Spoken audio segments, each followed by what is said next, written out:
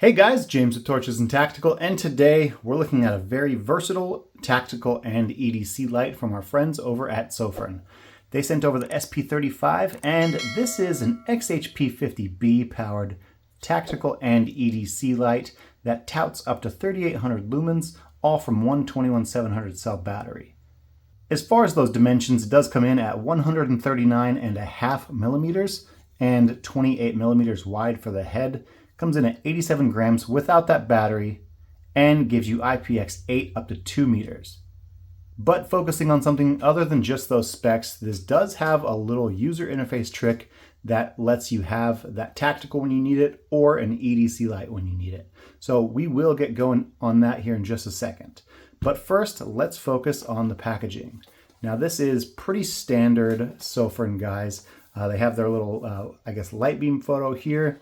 On the side, you see the contact info on their QR code. On the back, let you know it's the SP35T. It is black, XHP50B, and that XHP50B comes in between 6,000 and 6,500K.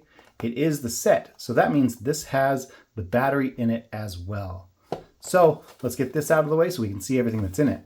As far as the contents of that package, you do have the SP35T manual, and this is going to tell you how to get the most of it, all the specifications, what you can and cannot do with it, and stuff of that nature.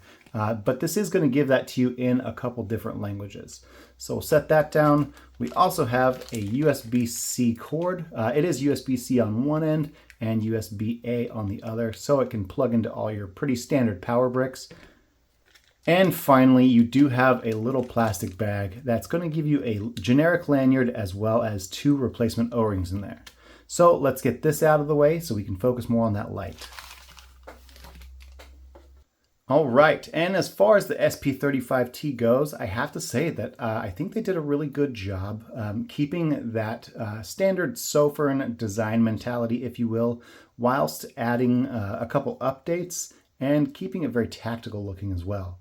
So the first thing I notice is there's a lot of this diamond knurling on here. Here, I'll move up so you guys can see this a little better and a little closer. But there's a lot of this diamond knurling on here, and that's going to give you a ton of grip, whether it be just in a regular hand-holding fashion or going to be removing that tail cap. So that's going to give you tons of grip and help with that. But it's not just all standard diamond knurling. They do have a lot of these machined shallow grooves in here that's going to break up a lot of that standard this for that type design and machining. So if we move up towards the head, you will see a couple shallow cooling fins, and that's going to probably not too much in this case, but it will help a little bit with that heat dissipation from the XHP50 LED. And opposite of the side switch, you do have a USB-C port.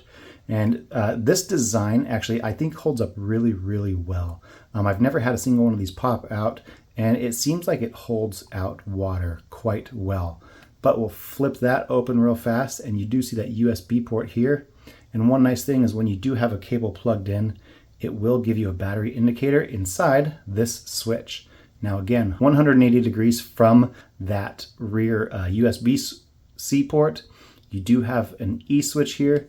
And I mean, it works really well. There's a lot of very positive feedback.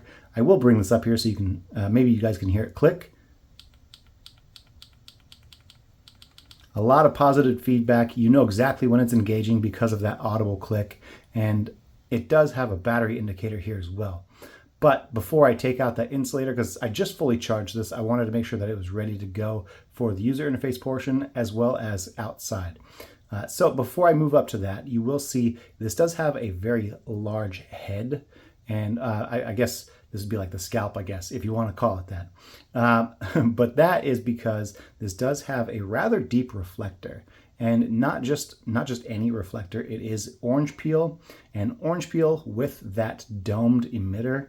You know that this is going to be more designed, not necessarily for throw, but it's more designed for flood. And we will go ahead and compare that with an offering that I have over on this side here. But the orange peel is quite aggressive on this reflector, and it does have a glass lens over it, which is not AR coated or anything like that. So if you do need a replacement, you don't have to get any special glass. Although I have been really digging the AR coatings recently. But Let me take this out real quick and get you guys your battery indicator. So nothing's working yet because it does have a rear tactical switch, and this is going to disengage everything. But when it's on, you can see that battery indicator showing up right here on that main side switch. But before we move into that, we will take a look at this rear tail cap. Now, that machining that we had on the battery tube, this does extend onto the tail cap, as well as some really, really pronounced saddles, if you will. And that's going to help keep that rear tail switch protected and help identify the location of that switch in case you ever need it. Now, one final thing that you just saw is that rear tail switch. Now, this is a forward clicky switch, and it works really well for a tactical application because it gives you that momentary mode. So you didn't hear any click there because I'm just doing a half press, and that engages the light, and you can do a quick double press. That's going to give you your tactical strobe, but we'll get into that here in a second. But I'm going to go ahead and take this off, and you can see some pretty prominent springs in here. It is a dual spring setup, an outer and an inner, and it gives a lot of feedback, or not feedback, but resistance. So we'll move this to the side. We'll take a look at this Sofirn branded battery. And this comes in at 5,000 milliamp hours, is a 21700 cell, and is a flat top cell. So we will also look inside this battery tube. Hopefully you guys can see this. If not, I do apologize. But there is a spring all the way down there, and that's going to help in case you ever need to mount this, or if you have a tendency to be clumsy like I do and fall with your lights, you don't have to worry about this breaking contact and changing modes or anything like that without it being intentional. And finally, as far as the battery goes, you do have a two-way pocket clip. Now, this does look like a lot of Sofirn and Workhos lights. There is a really, really long groove inside this one. I doubt it's for weight savings because it maybe gets rid of a gram or two, but it is a rather deep throat here. So if you do need to throw this in your pocket, it does still have that large tail cap, and that's going to let you get access to this and pull it out of your pocket. However, in the off chance you also need a makeshift baseball cap light, you can always clip this to the brim of your hat and direct that light where you need it to go. Although at 21700 for that battery cell and being a rather large light made of 6061 aluminum, this is still going to be pretty heavy, and I wouldn't want to mount that to the front of my cap. But what we can do is we can compare this 6061 light with another 6061 light. We have the Workhos TS22. Now you can tell these kind of hit two ends of the design spectrum. This one has diamond knurling and that long groove in the middle, while this one has some pretty aggressive scallops. And I mean, I'll leave it to you which one you guys like the best. But I mean, I know which one I pick. And another obvious difference you see is the fact that one is so much shorter than the other. If we move them side by side, you'll see that the SP35T comes in at about 3/4 of an inch longer than the Workhos TS22. And that's because the Workhos TS22 has a shorter reflector. Here, I'll hold them both up. But it does have a shorter reflector, as well as there is no rear tactical switch on the TS22. The addition of that, having all the switch components inside, everything inside here, it does add quite a bit to the length.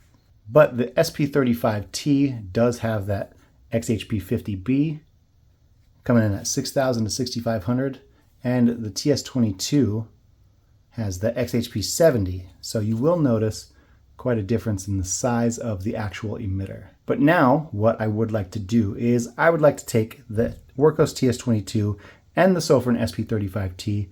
I want to go ahead and take them outside so you guys can see exactly how the beams compare. See if the difference in the size of those emitters makes a difference in the actual beam pattern, and I want to find out what you guys think. So let's take these and get outside. All right, now for the main event, we have the Sofirn SP35T against the Workhos TS22. Now the SP35T coming in at 3,800 lumens. Let's go ahead and just get straight into it, shall we? This is the SP35T with 3,800 lumens. This is tactical mode. And while it's off, if you do a quick double press, it will activate an instant strobe or tactical strobe. While it is on, let's go ahead and long press that side switch, and you get the double flash to confirm. And now on the side switch, you can go between your low, medium, high, and so on.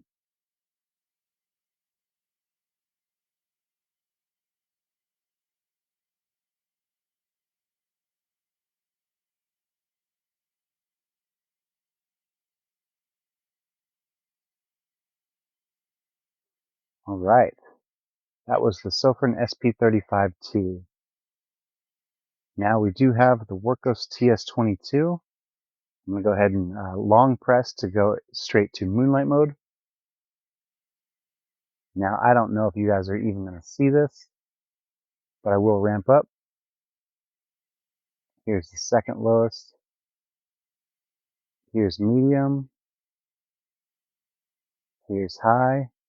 And we can double press to go to turbo. So this definitely has that wall of light. It has a very large emitter, and it has a very aggressive orange peel reflector. Now again, to compare, we have the SP35T. Let's go ahead and turn this on. I'm just going to do a double press to turbo. This is 3,800 lumens, between 6,000 and 6,500 K on the temperature scale.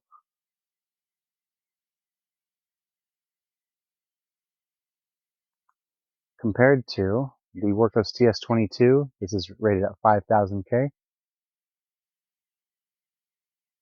and 4,500 lumens.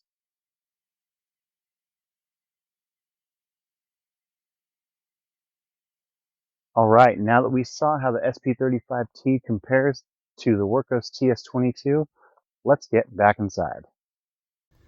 All right, we went outside and saw the differences in the SP35T and the Workos TS22. Now this only has the one side switch, so you don't get the same tactical mode out of it, but tell me what you guys think down in the comments below. What you thought of the XHP70 with that shorter, more shallow reflector compared to the XHP50B and that larger, or rather longer, reflector. So tell me down in the comments what you thought. Now me, frankly, I think they both did a really good job of being a more dedicated floodlight. I did think that this had a little more of a pronounced hotspot, which, I mean, makes sense considering it's a smaller emitter as well as a longer reflector. But I will go ahead and touch on the user interface because we didn't do that earlier. So real fast, you did see this in tactical mode. So when it is in tactical mode, one really nice thing is you have that momentary access to your high as well as the tactical strobe. So you can press once, and this is momentary right now, and you can go ahead and do a quick tap, a double tap, and that's going to give you your tactical strobe.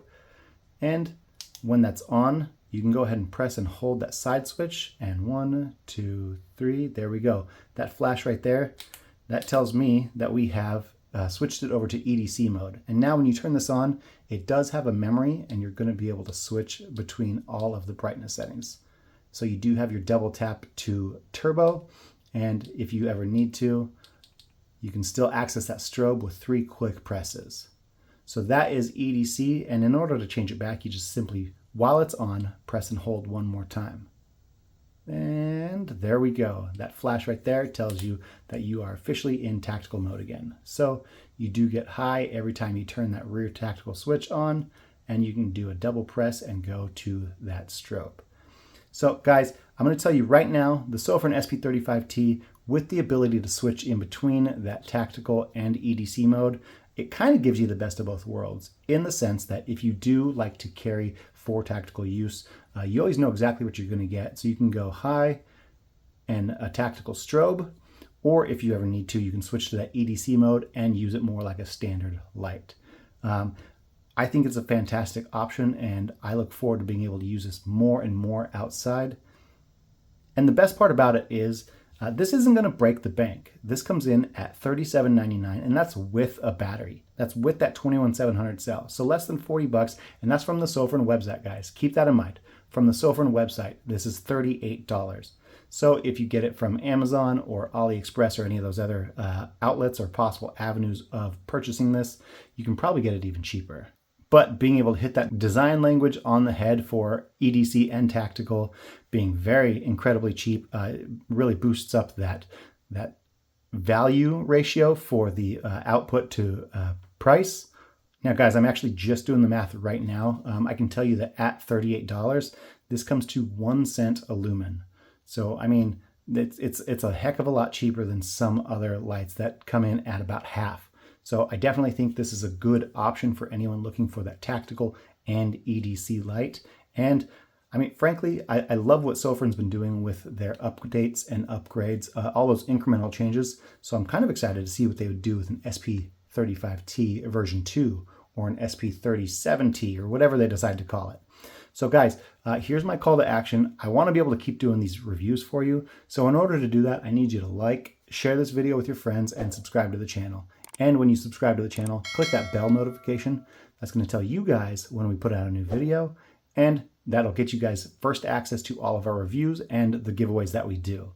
So thank you guys so much for being here with me, and I'll see you in the next one.